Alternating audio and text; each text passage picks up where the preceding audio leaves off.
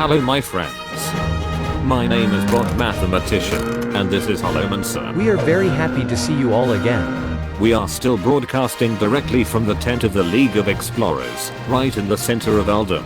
The League of Explorers has arrived in Uldum to put an end to the perilous plagues and pernicious plans set in motion by Arch-Villain Rafaam. We, in turn, have decided to create detailed review of what you can meet in the churning dunes and dusty tombs of Uldum. To do this, we analyzed HSreplay statistics and considered deck analytics from Hearthstonetopdecks. Then we decided on the most optimal versions of decks for you. You will also receive an answer to the question, why is fun in the desert so expensive for players? Gentlemen, let's cut right to it. What balance changes occurred in the metagame since the release? Daring reporter, we are very glad to see you. Let's look at the popularity of classes in the metagame. In general, dramatic changes did not occur. Hunter lost its lead to Mage, but Vexor is still very strong. By the way, Mage is the most diverse class at the present moment. Despite the fact that Warrior shows very good results on the ladder, he lost almost 5% popularity. Paladin made the biggest comeback, he rose from the bottom of the list to the middle. Unfortunately, the Warlock, Druid, and Priest still are outsiders among the popularity of classes. How did the new cards affect deck building? In short, we got two main concepts in this set: quests, and Zephyrus the Great. Each class received a legendary quest, and each hero managed to create a new archetype. But unfortunately, at the moment, almost all of these strategies look too weak, although they are quite fun.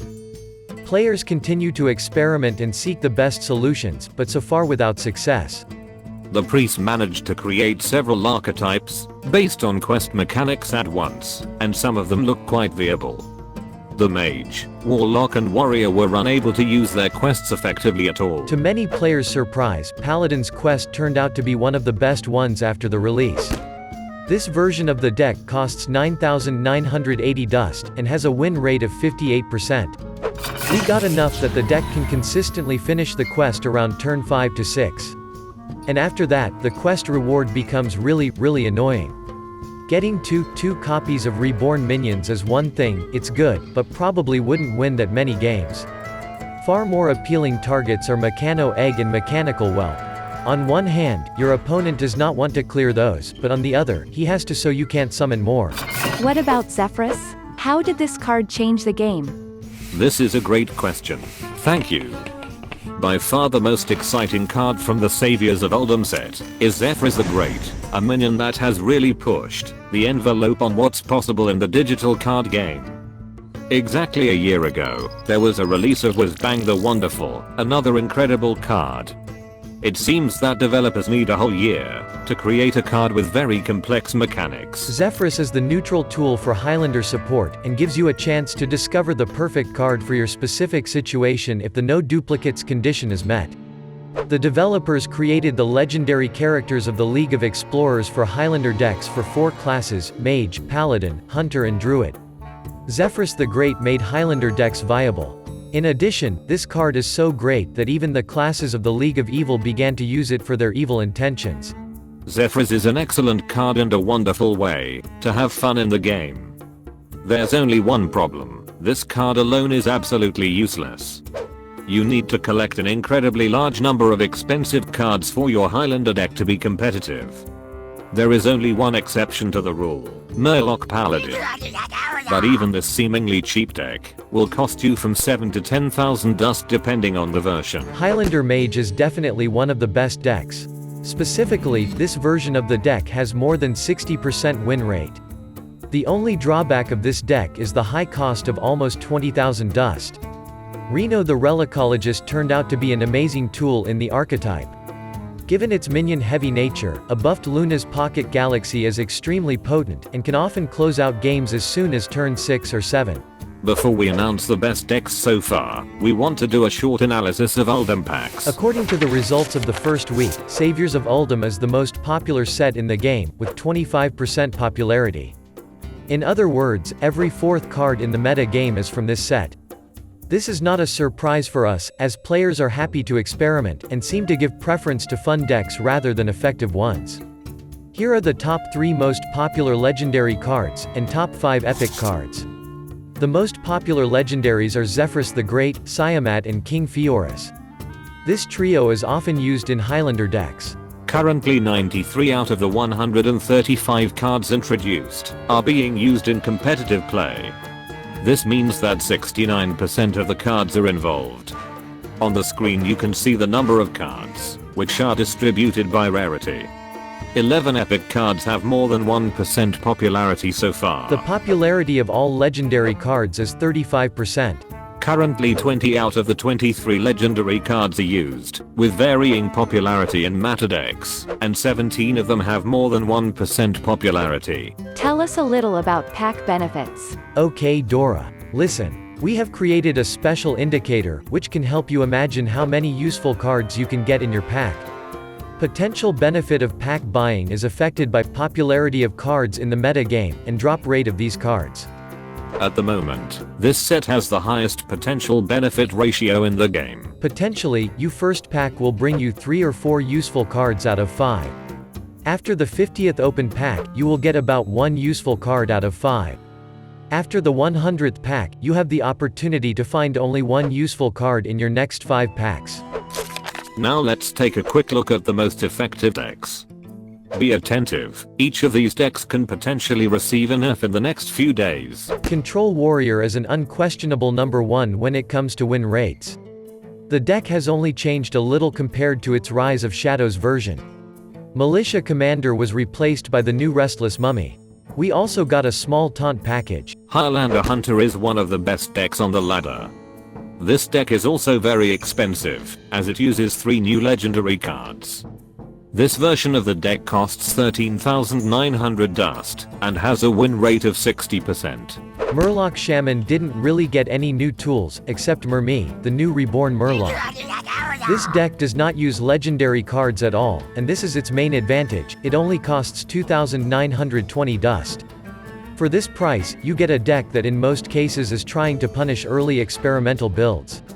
The deck has a 59% win rate. The Divine Spirit plus in a fire combo is played around with every single expansion, but this time it seems to be even more powerful than usual. The main new tool for this game strategy is High Priest Ammit, who turns every single minion into a huge threat. Looks like we have a variety of decks for any budget. Dora, it's not that easy. This time, players were able to open an incredibly small number of new packs. Only approximately 30% of the players, most of which made a pre-order, could potentially receive a sufficient number of new cards. But even this third part of the players probably has difficulty getting a variety of decks. In general, free-to-play players only have a few options. If you have few resources, you can only use old strategies, which on the one hand are very effective, but on the other hand are very boring and tedious. If you want to experience new emotions and try new strategies, you will have to spend too many resources for this. You may be able to collect one Highlander deck or several quest decks. You also have a third option. That ain't good. You can use Whizbang the Wonderful to try out almost all new mechanics. In our opinion, this card is one of the most important in the game if you like fun. The last 2 weeks I have been actively using this wonderful card, since I can't determine which decks to invest my dust in. Despite the fact that I opened more than 110 packs for gold, I was able to create only a few decks, and I need more epic and legendary cards. It seems that with each new day I become an adherent to the Whizbang fan sect. What about Zale Shadow Cloak? Can it be used too? Hey, you better not ask me about this. Yeah? Zale is a huge disappointment, as the developers have not updated the list of decks that this card can give you. The best you can get, with a 20% probability, is Rush Bomb Warrior. This fact makes this card absolutely useless. Wait, as I recall, the developers didn't promise to update the list of decks for this card. Actually you are right, but without the proper support, this card is just a formal reward for completing an adventure. In addition, the adventure, which is not free anymore, is the main reason why we opened such a small amount of packs. Let's get to the conclusions. We definitely got a very good set, that is great for fun. You can be quite competitive without a wide collection of new cards. Although in this case a competitive game can be boring for you. The new legendary cards still have quite a narrow application and a moderate level of power, which is very cool.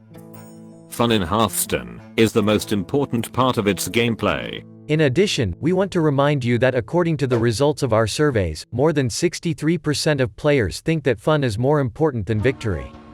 However, winning and having fun at the same time may be too expensive this time around. In any case, you may be able to remain competitive thanks to cheap and efficient decks. Can you give some general recommendations to the players? Yes, of course.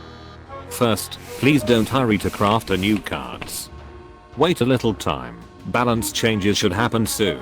Secondly, if you are a player who doesn't plan to spend money, you need a clear strategy for collecting and investing resources. We made a special video on this theme. It will definitely be useful to you. And finally, if you adhere to the rational strategy from this video, you should already stop buying Uldum packs and collect gold for an adventure or the next set. I hope that in the future, we will be able to make a detailed analysis of the new adventure. The announcement for this may occur in a week or so. So, here are some new questions. This time we ask you to evaluate the efforts of developers in creating cards. Do you think the new set is good enough? Also, rate your collection of cards in the metagame. We created a YouTube poll. Find the button on the screen, and please vote. Alright, that's all for today. Thank you for being with us. And special thanks to Chris for text editing. We will meet in new videos. Good luck.